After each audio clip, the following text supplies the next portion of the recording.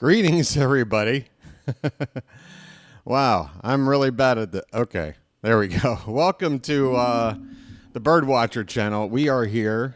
Oh, wow, I'm over here too. Hold on a sec.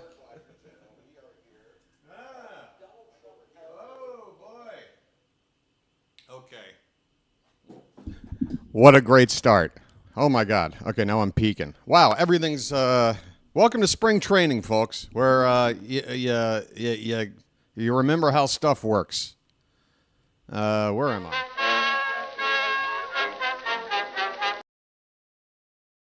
Be there. And then this. I got that all backwards. All right. My goodness. All right, let me reset. I'm extremely embarrassed. My face would be red, but it already is with this lighting setup. So, yeah. Let's, my goodness. Right. Where to begin?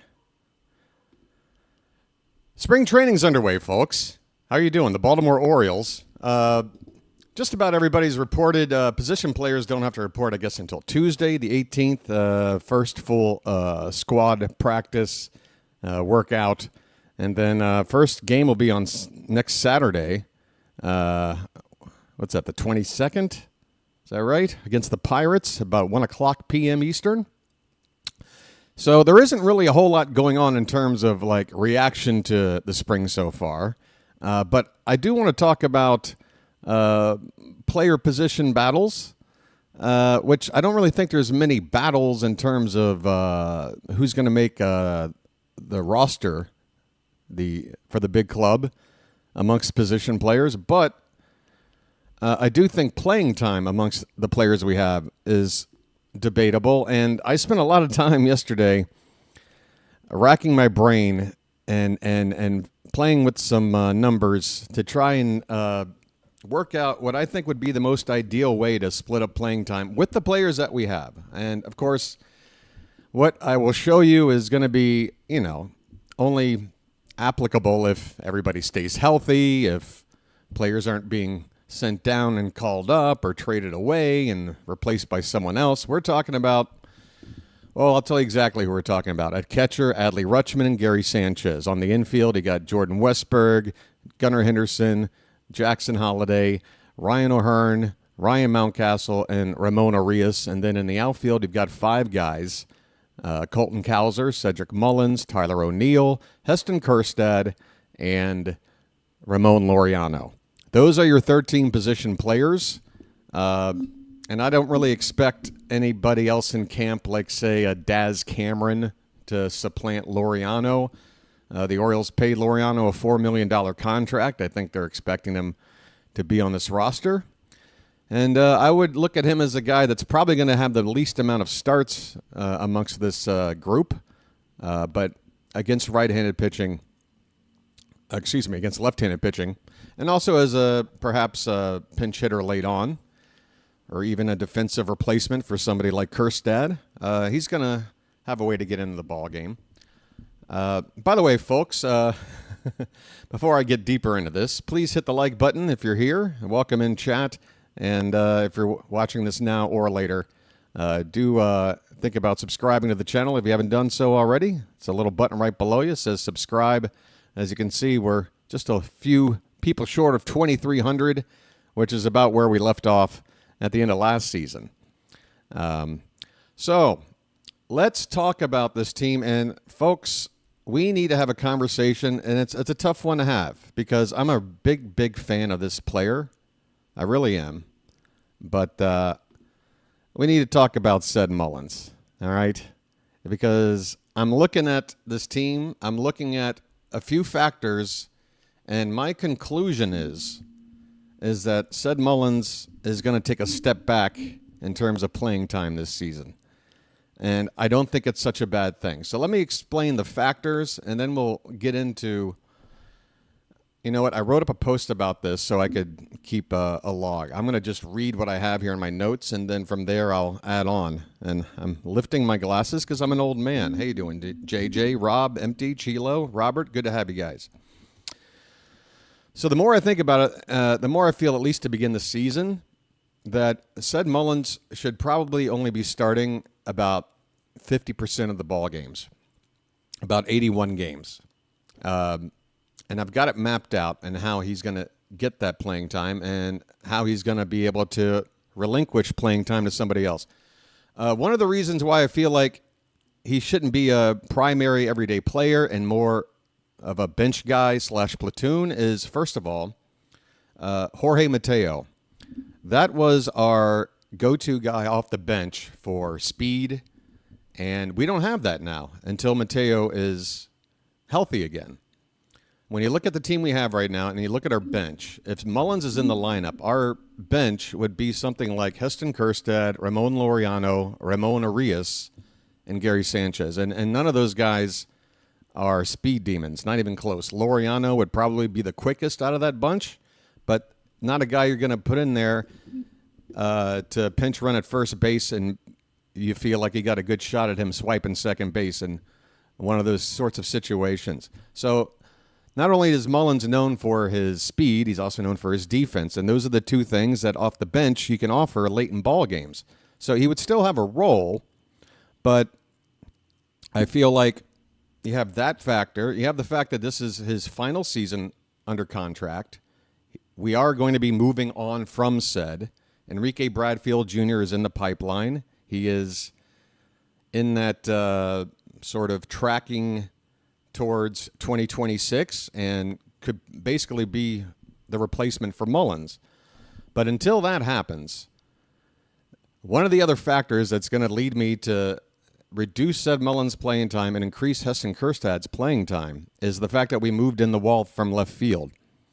By moving in the wall from left field, that would allow to not have a Gold Glove caliber outfielder in the corner like Colton Cowser was all of last season. It was Mullins in center and Cowser in left. And because our ballpark was so huge with the left field and needing a good center fielder, it was Mullins and Cowser playing a lot to cover that ground. And we needed that. And Cowser did great in left field. But for me, if we're going to get Heston Kjerstad more playing time, we've moved in that wall from left field.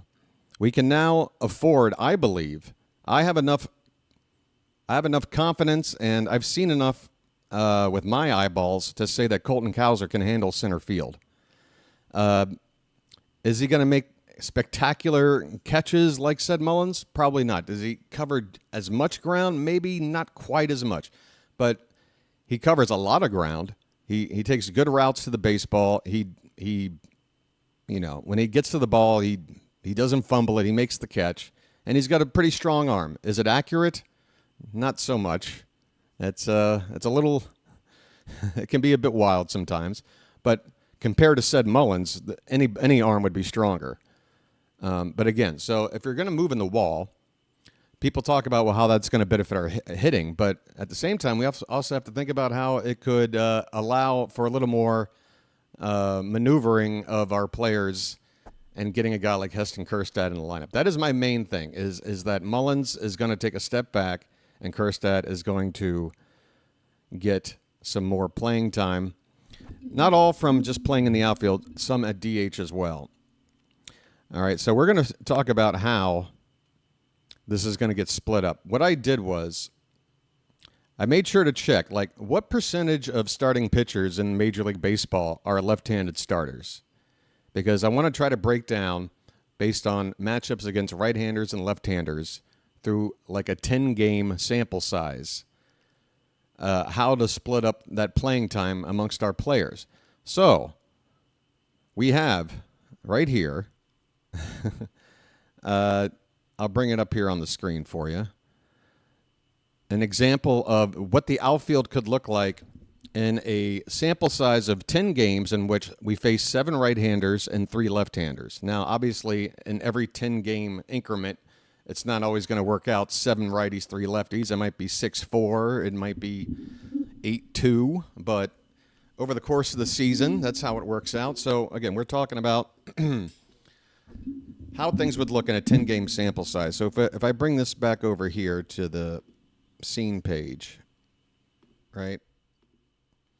And if you can look right here, this is how I can see us lining up. most games against there's 3 different versions of the outfield against right-handed pitching in those 7 starts that I see. And in 5 of those 7 games, Mullins starts. Okay? And when Mullins starts, he plays center field. In the first 3 examples, it's Mullins in center field with Kjerstad and O'Neill in the corners.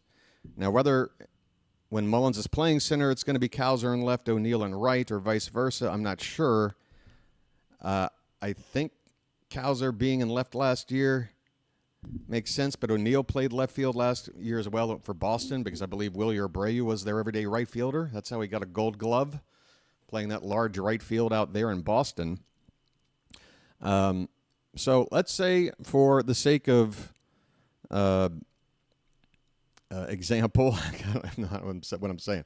Let's just say that this is how we could potentially line up with Mullins, Kjerstad, and Tyler O'Neill. Kjerstad, when he's in for Mullins, in 2 of those matchups against righties, Mullins sits, Kjerstad is in, and Kjerstad moves to center field. Kjerstad would definitely be in right field. I think that scoreboard out there is going to help him, much like Anthony Santander. I think you put our least defensively sound outfielder, which would be Kjerstad, in right. O'Neill plays left, and then Kjerstad in center field. And then you have a couple of games against righties where O'Neill sits, and this is also key. So I'm working in a situation where in a 10-game period, 2 times O'Neill sits. So 20% of the time, which adds up to about 32 games, which would put him on pace for 130 games started this season, which, if you look at his injury track record, and if we're going to try to prevent him from getting hurt, I think that's the best approach, is to give him about 80% of the games, 4 out of 5 games, and you sit him twice in a 10-game sample size against right-handed pitching, and that would give you Mullins in center field, Kjerstad in left, Kjerstad in right. Okay, against those 3 lefties, it's pretty set with O'Neill and Laureano. Laureano, that's how he's going to play. And then Kjerstad, 2 out of those 3 will be there. Kjerstad is going to start 90% of the time. I'm giving him 16 games off for the year, okay? O'Neill, 80% of the time, he gets 32 games off. Kjerstad and Mullins are both going to start 50% of games in the outfield, but Kjerstad's going to play even a little bit more and actually get more at-bats than Mullins, and here's how, okay? Because you still have the DH. Your thoughts on Mullins make sense. When Mateo returns, he can play some outfield as well. Yeah, we'll talk about what to do when Mateo is ready to come back, and a decision has to be made there. But let me slide this down a little bit. So, yeah, as you can see, with this arrangement, Kjerstad is starting about 146 games, which sounds about right for me. O'Neill, 130. Kjerstad, 81 in the outfield. Mullins, 81. And Laureano, 48 starts. Okay? Which is probably all we want from him. Think of Ramon Laureano as this year's Austin Slater, but probably an upgrade, and definitely an upgrade defensively. He's got one of the strongest arms in the outfield in all of baseball, and he can cover center field if necessary. And actually, that's what I have in this 10th and final example, by the way. In order to give Kjerstad a day off somewhere, I would sit him against a lefty. I would put Laureano in center field with O'Neill and Kjerstad on the corners. All right? That's how you get away with that. Now, obviously, you want to consider some things like ballpark factor. There's some places we play where if it's a really large outfield, like, say, in Seattle, that's a game where you probably don't want, an outfield like this. You might want to have Mullins in there for defensive purposes. But by and large, if you look at our division anyway, where we're playing the most games, Yankee Stadium, small park, when we play in Fenway, I would hope it would make sense. Even though Kjerstad played left field last season and Tony in right, I mean, Kjerstad covers so much more ground. I really don't know why Kjerstad can't try and, maybe play in right field when we're in Fenway, and then Tyler O'Neill in left, or Kjerstad in left, actually, Kjerstad in center, and O'Neill in right. Yeah, I mean, there's different ways you can do it, but I got too much stuff on my mind, folks. Let me take a sip of coffee. Your boy needs a break. Hey. Thank God I'm a country boy. Hey, I now get it. For these content creators out there who like turn on the camera and like just breeze through a bunch of like talking points without muttering or stumbling, I don't know how they do it. I honestly don't know, because I got so much on my mind.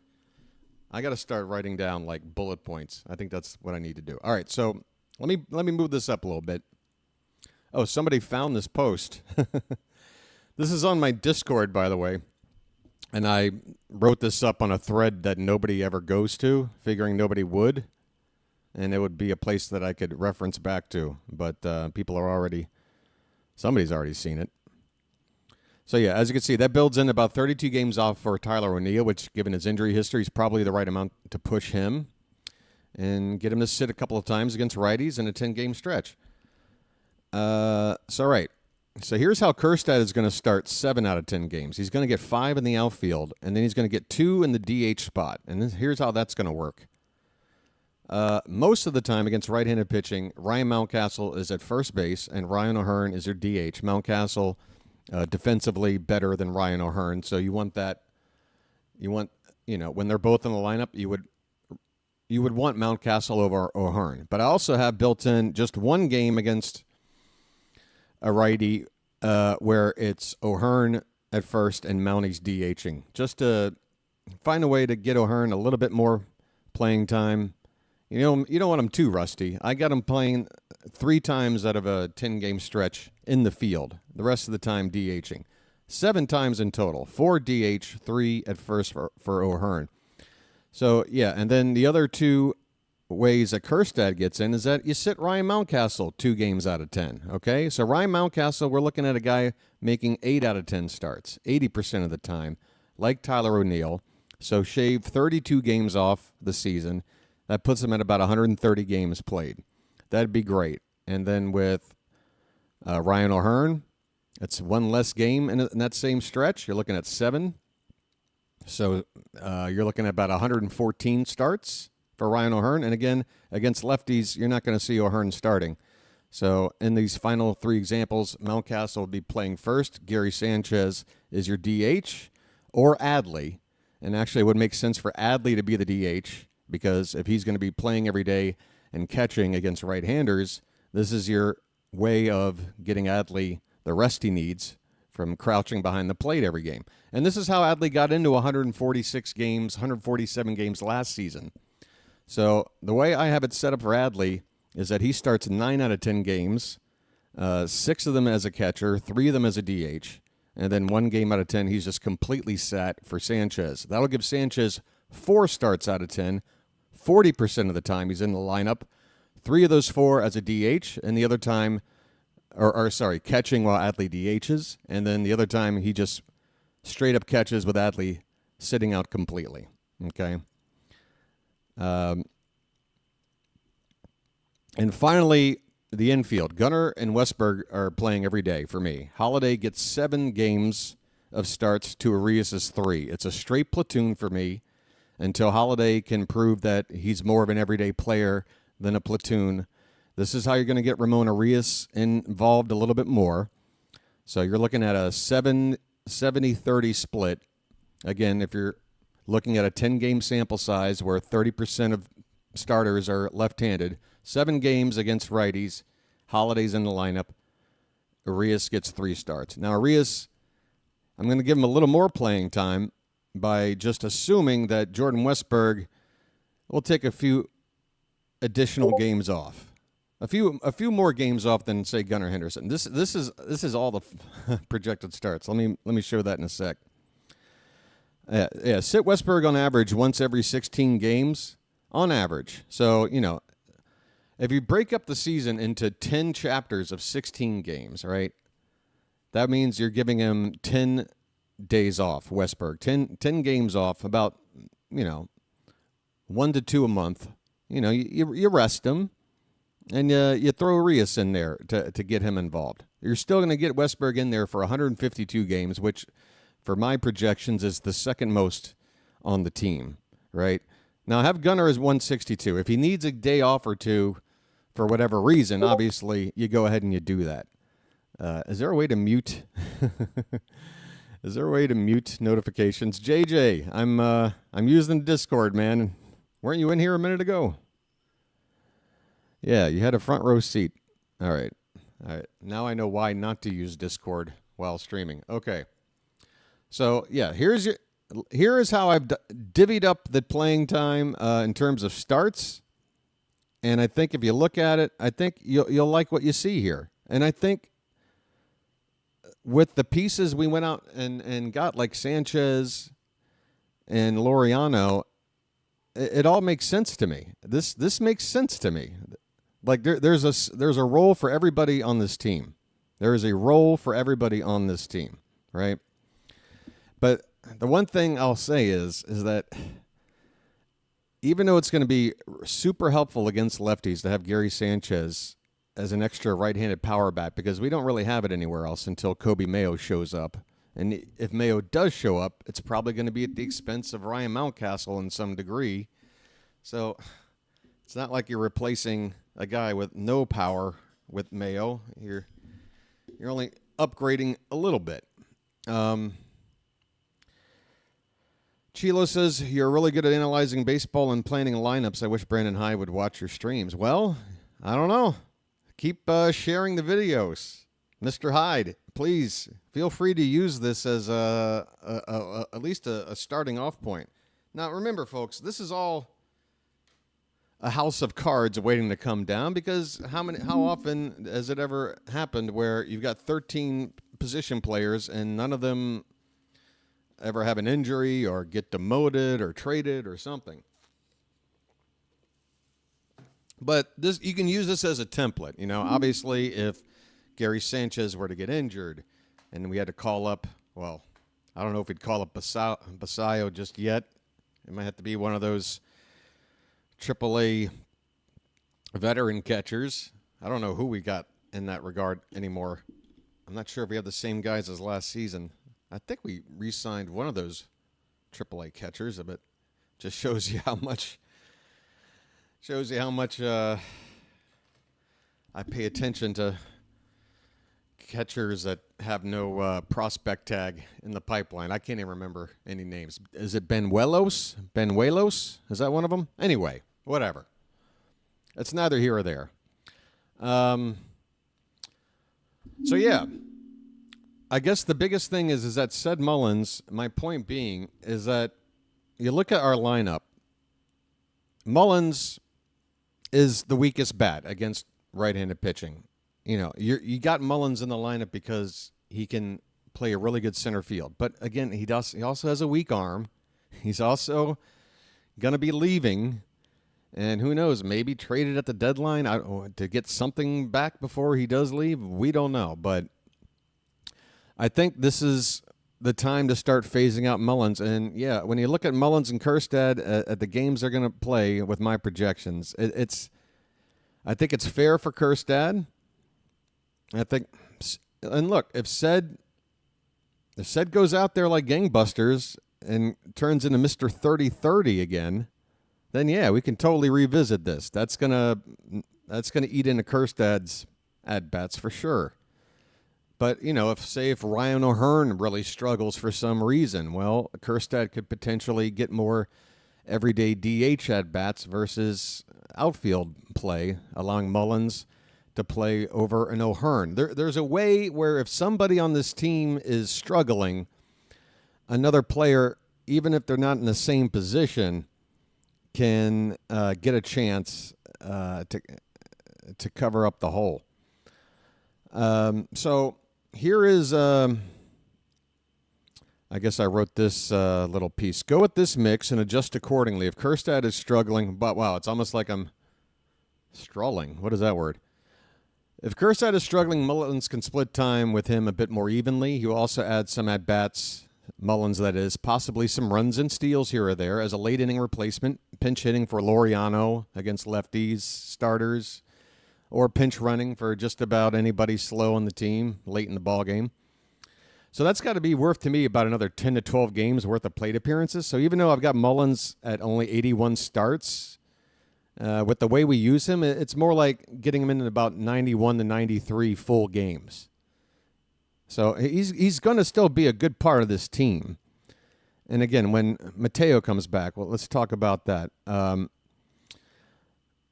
if now look, if Mullins himself is the one that really struggles, if Mullins is hitting under 200, if it's only the defense, if the bat is really, really dormant, then you can actually shave a game off that 10-game sample and give Kjerstad an additional game, or spread that extra game around. Maybe 1 week it's Kjerstad, 1 week it's O'Neill, 1 week it's, I don't know, Sanchez getting an extra DH or something. I don't know. But there's ways. But I guess what I want to say overall is that I look at this lineup, folks, and I'm telling you right now, this is what my proposed lineup would be against a typical right-hander without Cedric Mullins in the lineup.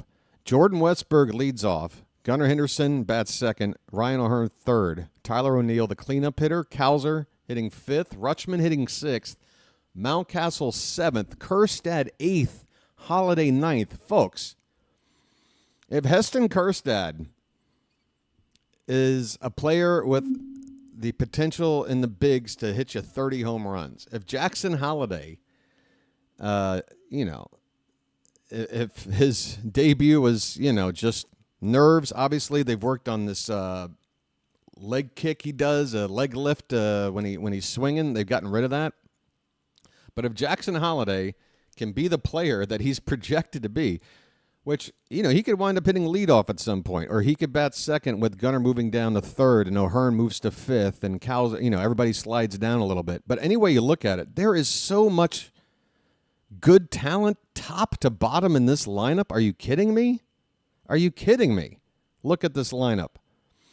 Now, again, this is all possible for only a couple of factors.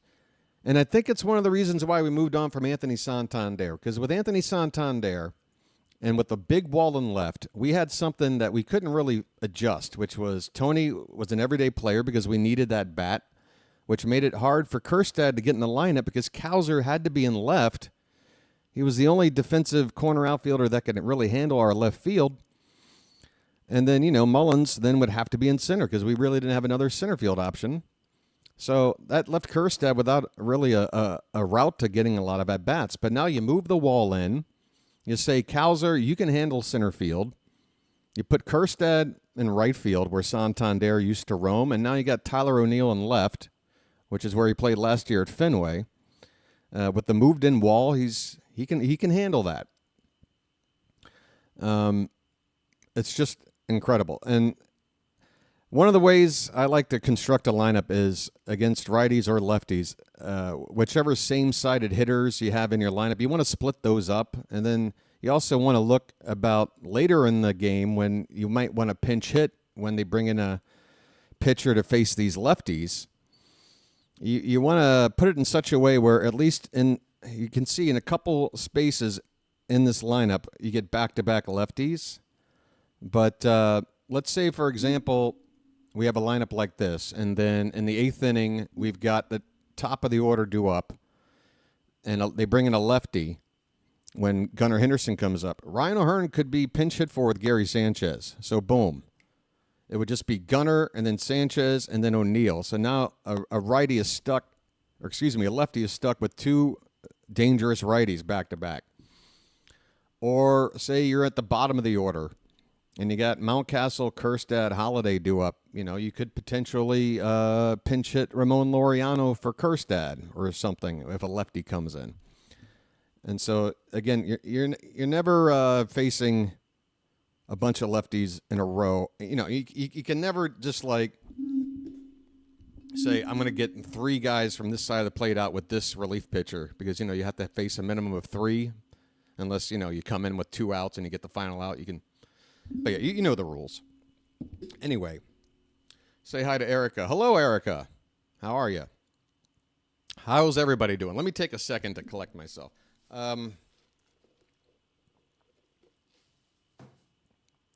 again, just imagine a lineup like this and said Mullins' role off the bench is to, let's say Kjerstad comes up to hit in the 7th inning, right? And he does whatever he does. You go into the next half inning, and like in the 8th, and Mullins could come in as a defensive replacement for Kjerstad, where Mullins goes to center and Kowser just moves over to a corner, right? And again, pinch running situations. I mean, who's slow in this lineup? Not too many, to be honest with you. There really aren't too many slow guys. I mean, I guess Kjerstad, again, you could do it that way. Like, yeah, perfect situation. Kjerstad, 7th inning or later, gets on base via a hit or a walk. You pinch run him for extra speed with Mullins, and then Mullins finishes out the ball game as a defensive upgrade in the outfield. I like that, right? Holiday going to be leading off by June. Yeah, I mean, I'd like to see that. Again, I think, now there's a way, again, I want to space these 3 right-handed bats apart. I like these 3 right-handed bats with other-sided hitters. I say other-sided. I would say just lefty, but you got Rutschman, the switch hitter, in there. But opposite-sided hitters against a right-handed starter.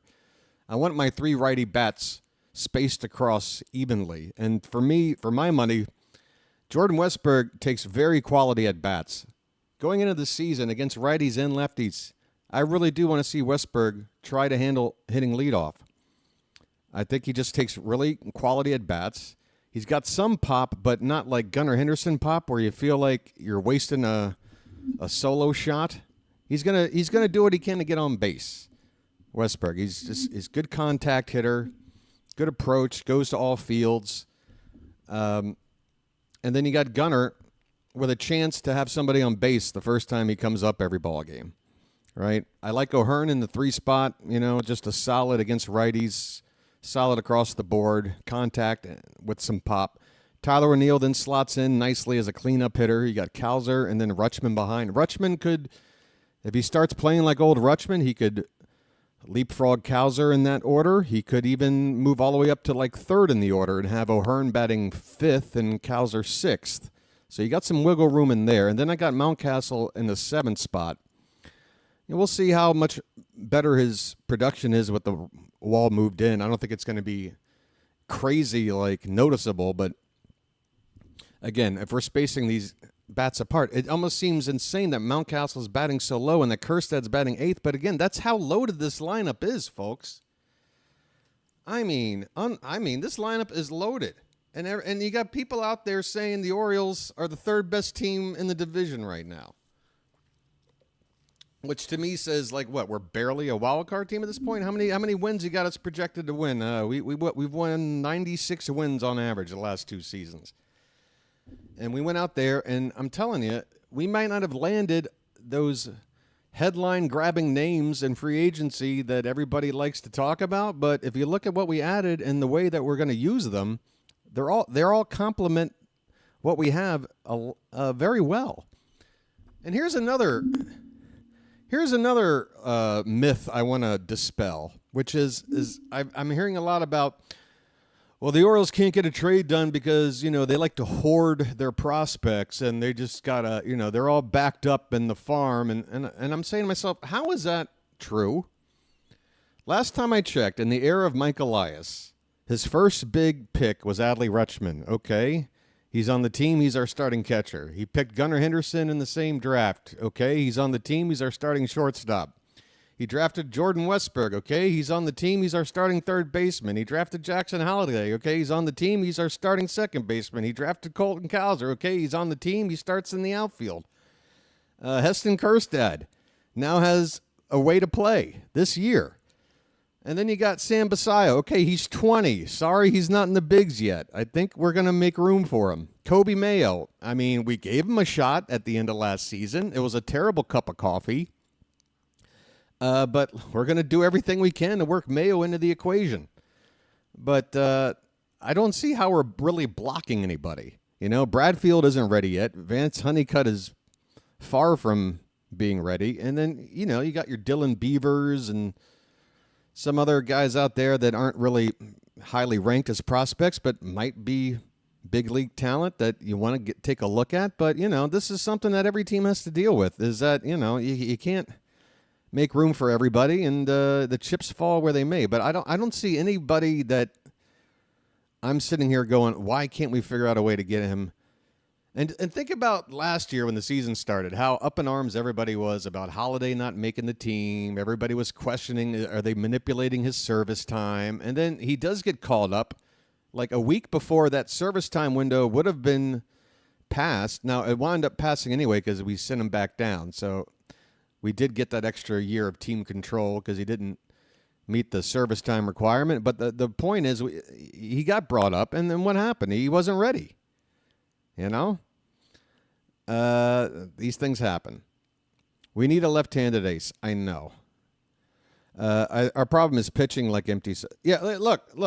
I plan on talking a lot about pitching. Tonight we're talking about the hitters. Okay? Maybe I'm trying to ease everybody into this because it's true. Where the biggest worry is the pitching versus the hitting. And I think our defense is fine as well. Again, I mean, for me, Westberg is solid. Gunnar, you know, he had that one stretch where he was airmailing a lot of throws. But in general, I'm okay with Gunnar. O'Hearn, and you know, when he has to play first, it's a bit of a downgrade from Mountcastle, but it's not terrible. He can even spot play in right field for you or something. Tyler O'Neill, I mean, I haven't really watched with as much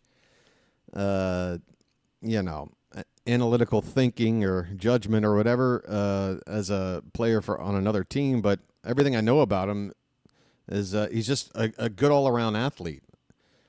I don't know if he has a very strong. I think his arm's like average to slightly above average arm strength, but not a cannon, but definitely not a hindrance. But that's but he's faster than his stolen base count would indicate. Hopefully, I think I saw some comments about Brandon Hyde making a joke about how jacked Tyler O'Neill is. And O'Neill was talking about his off-season regimen. It's like, yeah, I do a lot of weight training in January, but, I tone it back down. You're looking at, like, the Hulk version, but it'll be all right. Erica, how you doing? Hey, by the way, folks, if you do have questions, like, right at me, if you don't mind, like, putting in that giant question mark emoji, like this one, that way I can see it pop. And how are you doing, Erica?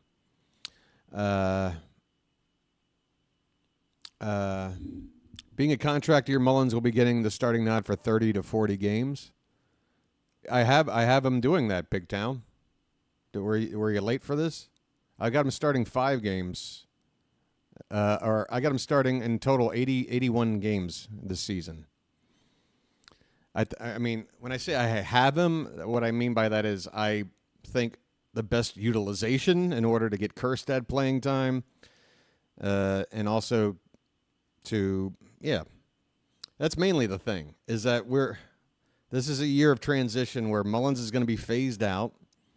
Kjerstad isn't a direct replacement, obviously. He doesn't play center field. But with Bradfield coming down the pipeline, hopefully 2026 targeting, right? Next season.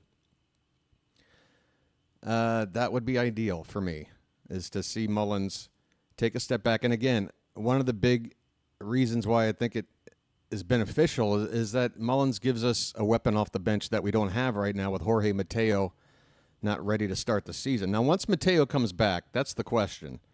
How do you somebody's got to go. Somebody's got to make way, and that's going to be tough. Now, if Kjerstad is struggling mightily, that would probably be the easiest answer. You just send him back down to AAA. But otherwise, you got to make a hard decision. Laureano, as far as I know, doesn't have options. Maybe he does. Somebody could correct me on that. If he does, I don't think so. He's been in the show for a while. But yeah, Tyler O'Neill, Colton Cowser, you're not sending these guys down. Mullins. So I guess. But Laureano, if Laureano is utter trash, do you just cut a guy that you paid $4 million for? I mean, you're only really planning on using him against lefties, like, so 30% of the time. You're talking about 48 games. And yeah, I don't know. I just feel like Mateo is more valuable. He can play outfield, maybe not as well as Laureano, but that speed and that ability to play outfield and infield and be a pinch runner late. Yeah, I would. Ideally, Laureano would be the odd man out in this equation, but I don't know. We'll see. What's that? Chemo speaks truth. You talking about Chilo? That's much different. What's that, Chilo? It's a bigger problem for us, Edward. On paper, we have the weakest rotation. Wow, you guys really want to talk about pitching. Hey, everybody. I'm doing a podcast talking about our position players and how to split up playing time in a way that makes sense and gets a guy like Kjerstad involved a little bit more. And everybody wants to talk about our pitching staff. All right, well, we'll make that the next conversation. How about that in a couple of days? Anybody want to talk about what the subject is tonight?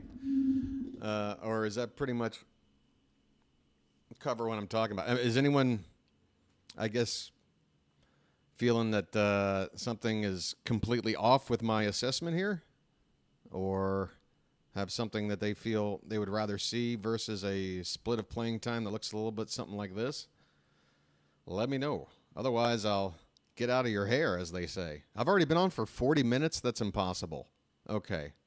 Okay. I'm starting to pick up on the fact that I've got to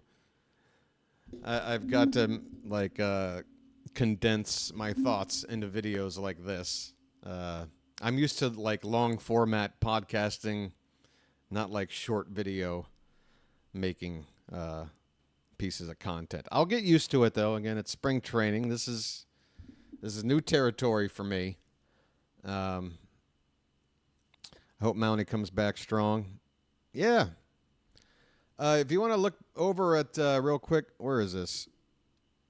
We'll take it over to, I don't even know what scene you're looking at right now. Are you looking at me with the giant desktop background? Or are you looking at me with the photo of Mullins up right now? I can't even tell which. Okay, it's me with Mullins. All right. So let me go. What am I doing? I don't even know how this.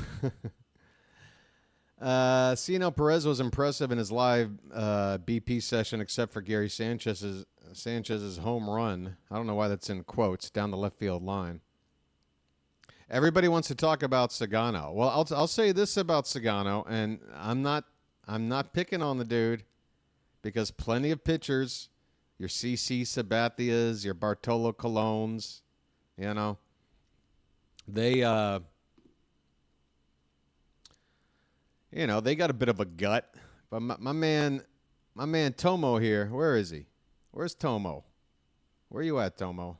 I saw you walking in. Where is he? There he is. Yeah. Folks, I identify with this bod. This is me when I was 35, all right? That's about right. Damn it, I could have played baseball. I could have played. Anyway, some photos from around. Grayson and Eflin laughing it up. There's Tomo. You got Sanchez behind the plate. Look at Adley. Look at that big old grin. Look at that big old grin. You got Mountain signing autograph. Look at this kid. Look at this kid looking up at the mountain. Give him that Oriole energy. Let's go. The guts were the power. Hey, they worked for CC, worked for Cologne, and worked for, hey, heavyset pitchers. Dad bod. Look at that dad bod. I love it. I love we've got like these Marvel superhero looking dudes like Tyler O'Neill and Jackson Holliday, and then we got a Sagano who's just rocking the dad bod. Let's go. You know, representing for us flabs out here. There he is with Brandon Hyde saying hello. There's a lot of Sagano coverage, I will admit. People, and you know, it really is really exciting what Sagano can potentially do for this team. I don't know why so many people are so quick to say that a guy that's 35 years old as a pitcher is over the hill when there's so many examples. If you're a good pitcher, this guy's a 2-time equivalent of the Cy Young Award winner in his Japanese league, okay? Not to mention a 3-time Gold Glove Award winner. He had an ERA last year of 1.76. I'm telling you right now, if he doubles that to 3.5 as a number 5, 4 or 5 starter, that's great. That's great. And you know he's going to have a good work ethic. He's not going to want to embarrass himself in this, shot after a very successful career. He's got a pool of press agents from Japan following him around like he's still the star that he was over there. He's a star. And let me also point out that last year, 2 Japanese starting pitchers came over, and only one was everybody really talking about, and that was Yamamoto for the Dodgers. But you know who had the better year? The older guy, Imanaga for the Cubs. He was great. Now, I believe Imanaga's 31, so that's not 35. I'm not trying to say it's a perfect comparison. But I just feel like a lot of people who follow baseball get stuck in this this mentality that like it's always about this pitcher or this hitter that's gonna be the next great thing, and then you always want to discount people that have already been there, done that, and proven themselves simply because of now they're 1 year older. Now they're 1 year older. Well, guess what, folks? Yeah, Morton is old, and Sagano is in his mid-30s. They're both on 1 year contracts. These are the sort of contracts I want the Orioles to do when it comes to pitching, because why do a long-term deal and with so much invested? Now, you're going to want to do that for an ace, because an ace on the market isn't going to take a 1 year deal. But if you're trying to fill out your rotation, I think Morton and Sagano signings make sense, And then you address things next season. If in 2026 Bradish is back to full strength, that's one less spot you got to worry about. He can take Sagano's spot or Morton's spot, whichever spot you want to call it. Sagano might not be a great long-term investment, but for now, I think he could be exciting. Again, it's not long-term. It's a 1 year deal. There's no... The worst-case scenario is probably where Albert Suarez isn't very effective and Sagano isn't very effective. We go out, we get another pitcher. Sagano moves into long relief. Big deal. Again, I still feel like he's going to eat some innings for us. I look forward very much to seeing him play. Now, I will say this. He doesn't strike out a lot of guys. In fact, we don't really have, Burns was not as much of a strikeout pitcher as he used to be, but still, compared to the other guys we have, K per 9 being 9 or higher, we don't really have a strikeout per inning guy right now. Grayson could be. Eflin definitely is not. Sagano definitely is not. Morton at one time was, but not quite anymore. So if we're going to have what that means is more outs are going to have to be made by our defense. So, yeah, a strong defense really is important, I think, with the rotation that we have right now. Hopefully we're not going to give up too many long balls. That's a bit of a concern.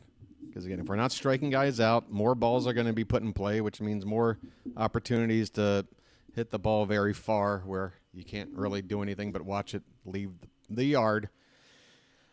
Eddie thinks Sagano will give 5 to 6 innings. I mean, last season I think he pitched about 142 innings, and I think he made about 24 to 26 starts. Yeah. We'll see. What I really feel, and I'll sign off with this because it's already been 50 minutes. I would already, boy. Yeah, defense wins championships, and that's why Mullins is still important to this team because, again, we go out and look, defense is important, and pitching is probably our biggest concern. But our offense, as long as that plate approach comes back, if the walks go up a little bit, the strikeouts come down a little bit, situational hitting, we just do our job, this team is going to put up a lot of runs, and it's going to be able to carry us with a pitching staff that, might be sort of mid-table in terms of like team ERA. We're not going to be an elite team pitching staff. If we are, great surprise. But I do believe the offense is elite, and I do think the defense is good. And I think that's, if the Dodgers were in our division, I'd be like, well, it doesn't really matter. But compared to the other teams we're playing against, I think this team is in really good shape. I really do. Postseason's a different story, and that's why we need the ace. That's why the ace is necessary. And that's why I do want a left-hander, and that's why I'm making this prediction right now, folks. Set your clocks, because sometime in July we're going to make a deal with Tampa, and we're bringing left-hander, Baltimore native, Shane McClanahan over here via a trade. And within that trade, we're also going to send back a package to Tampa that's going to allow for all the other pieces to fit right in perfectly. You hear what I'm telling you, folks? Shane McClanahan. I do believe this is the last year of his contract with the Rays. You know how the Rays operate. He's gonna demand, a decent return and trade even for a rental. But the idea is that McClanahan is an ace that would actually want to play for us, because that's what we need. There's a lot of aces out there. I say a lot of aces. Of the aces out there, a lot of them, they have very particular reasons for why they want to play wherever it is they want to play. And I'm sorry, but the sad news is a lot of people just don't want to pitch in Baltimore. Okay? McClanahan would. He's an Orioles fan. He's a Baltimore native. We trade for him, we extend him, and we got our ace. Not to mention the missing lefty in the rotation that we don't yet have. And then we get into October with McClanahan leading the staff. Folks, pennant time. That's all I got for tonight, folks. Hope you enjoyed this conversation. His name is Gunner, and he is dating my mom. His name's Gunner, and he's dating my mom. All right. I'll be back on in a couple of days. Once again, the first game isn't until Saturday, and I'm still waiting for them to put out a TV schedule for some of these preseason games, folks. It's bothering me. It's making it difficult for me to map out how the next 5 weeks are going to go. But I'll make do. My advice would be to turn on your notifications, because I could be going on any given time at around this time of day, okay? Thanks for being here. Again, please hit that like button on the way out. Hit subscribe if you haven't done so already. Share the video. Tell a friend. It's a community, folks, and we all got to pitch in if this thing's going to stick around. But as you can see, I'm excited. I thought I'd be on here for 20 minutes. I've talked for 53. Thanks for being here. This has been the Bird Watcher, and I'll chirp at you later. Good night, everybody.